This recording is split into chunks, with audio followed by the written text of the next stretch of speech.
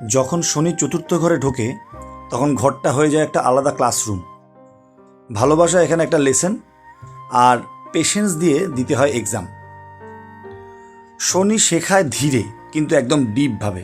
সে time নেয়, কিন্তু একবার শেখালে সেই লেসনটা কিন্তু লাইফ টাইমের জন্য থেকে যায়।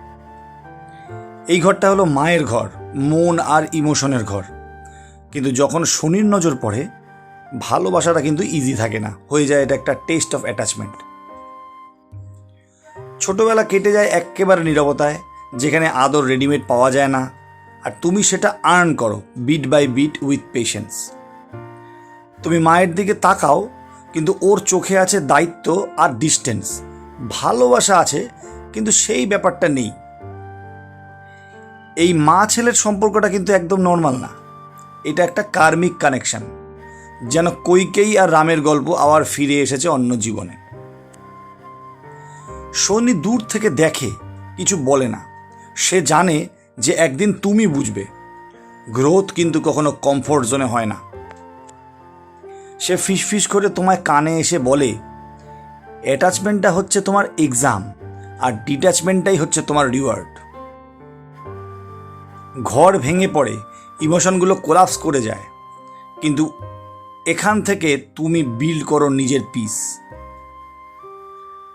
রাগ, অভিমান, গিল্ট সব মিশে ইমোশনাল স্টর্ম তৈরি করে, কিন্তু শনির বলয় তোমাকে প্রোটেক্ট করে।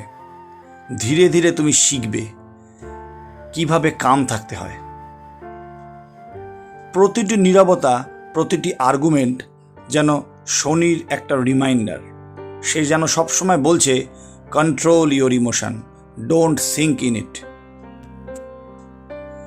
অনেক সময় নিজের বাড়িতেই যেন মনে হয় আমি বোধহয় আউটসাইডার। এটা কিন্তু শনির সিগন্যাল।